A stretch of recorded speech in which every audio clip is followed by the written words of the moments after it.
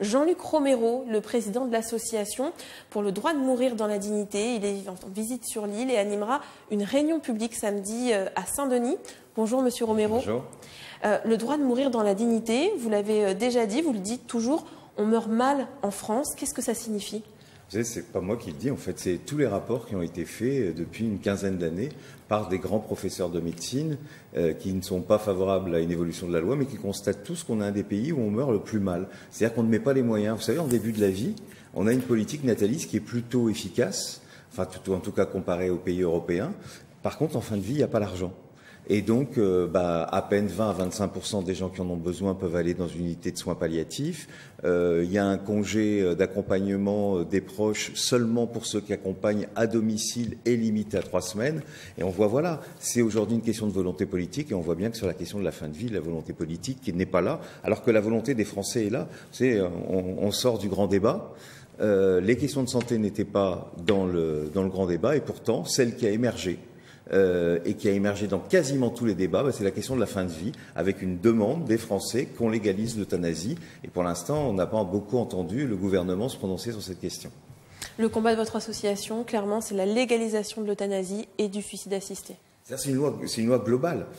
En fait, c'est une loi pour tout le monde. Vous savez, moi, je ne suis pas un militant de l'euthanasie, je suis un militant de la liberté et du choix. Vous savez, moi, je suis dans le doute, comme vous. Je ne sais pas ce que je voudrais à la fin de ma vie. Je vais avoir le choix. Il faut d'abord qu'on puisse tous accéder aux soins palliatifs, et ce n'est pas le cas. Et à La Réunion particulièrement aussi, on voit tous les efforts qu'il y a à faire. Et d'ailleurs, j'irai rencontrer les responsables des soins palliatifs cette semaine à la Réunion. Donc il faut l'accès universel, mais il faut aussi de l'autre côté la légalisation de l'euthanasie et du suicide assisté, parce qu'il y a des cas, il y a des souffrances qu'on ne peut pas soulager.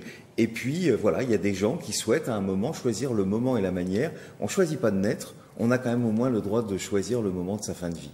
Vous avez écrit un livre qui est sorti l'année dernière, une lettre ouverte à Brigitte Macron. Oui. Est-ce qu'elle vous a répondu? Non, elle ne m'a pas répondu, mais c'est les Français qui ont répondu, puisque le dernier sondage nous dit encore que 96% des Français sont favorables à la légalisation de l'euthanasie, parce que dans ce livre, j'y donne les 9 raisons qui montrent que la législation actuelle ne fonctionne pas. Vous savez, on a médicalisé nos fins de vie. Comme elles ne sont traitées que par des grands médecins, on en oublie que c'est une question citoyenne. Vous savez, 100% d'entre nous allons mourir. Alors j'espère ne pas affoler vos téléspectateurs aujourd'hui, en cette journée, en ce jour férié. J'espère que c'est pas une nouvelle, oui. Mais c'est une réalité. Et face à cette réalité, les pouvoirs publics doivent s'en emparer. Et vous savez, réfléchir à la question de la fin de vie, ça peut paraître triste, mais c'est pas vrai, parce qu'on est dans une société où on court après toujours plus d'argent, plus de responsabilités. Alors que quand on sait qu'on va mourir, on profite mieux de la vie. On profite mieux des gens qu'on aime. Donc c'est une réflexion qui est saine, et c'est aussi une réflexion qui nous amène justement à militer pour qu'on puisse choisir chacune et chacun ce qu'on souhaite en fin de vie. Et justement, vous parlez de la Réunion. Donc vous êtes en visite sur l'île où une seule personne s'occupe de la délégation de votre association à la Réunion. Donc une centaine d'adhérents, oui. Beaucoup de personnes âgées, me disait Jocelyne Norette, oui. qui est la déléguée. Qu'est-ce que ça signifie? Est-ce que tant qu'on est jeune, ça veut dire qu'on ne s'intéresse pas à la mort? C'est ce que vous nous disiez. D'abord, Jocelyne fait un très beau travail, et je voudrais la remercier d'être notre correspondante pour la Réunion. Mais c'est vrai qu'ici, il y a un peu moins de jeunes. Mais vous savez, en métropole, on a une délégation de jeunes qui sont extrêmement mobilisés. D'ailleurs, le week-end dernier, ils avaient leur séminaire. Ils organisent même un tour de France en métropole. C'est un petit peu loin, la Réunion, mais peut-être qu'un jour, ils viendront. Parce que cette question, elle nous concerne tous. Et on parle beaucoup de l'affaire Vincent Lambert actuellement. Ce garçon est jeune. Une des premières affaires qui a lancé la question de la fin de vie dans notre pays, c'était Vincent Imbert.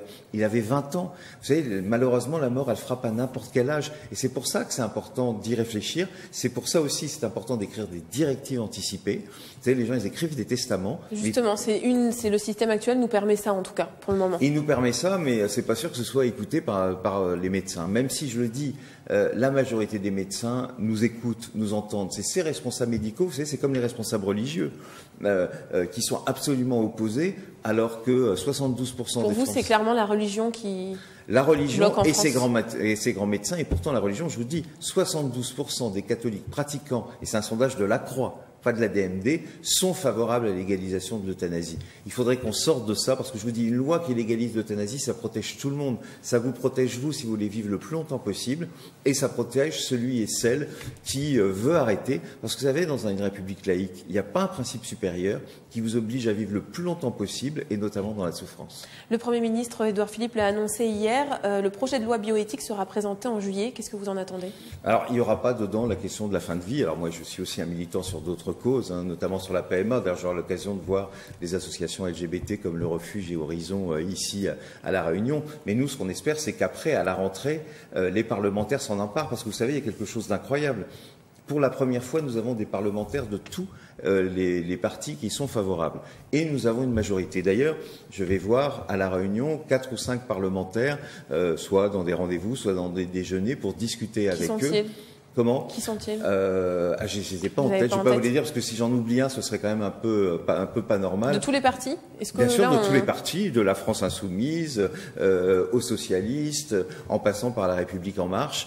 Oui, bien sûr, parce que vous savez, cette question, elle dépasse les clivages. C'est la mort, elle frappe à droite, à gauche, en même temps, comme diraient les gens d'En Marche ou les écologistes. Donc évidemment, je vais toutes et tous les rencontrer, mais aujourd'hui, on est une majorité.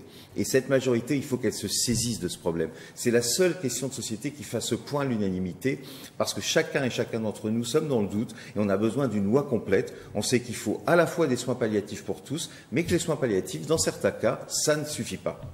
Merci Jean-Luc Moreau d'être venu sur notre plateau. On note que vous serez à la salle polyvalente de la mairie de Saint-Denis samedi à 15h30 pour une réunion publique sur l'évolution de la loi de fin de vie. Merci à vous.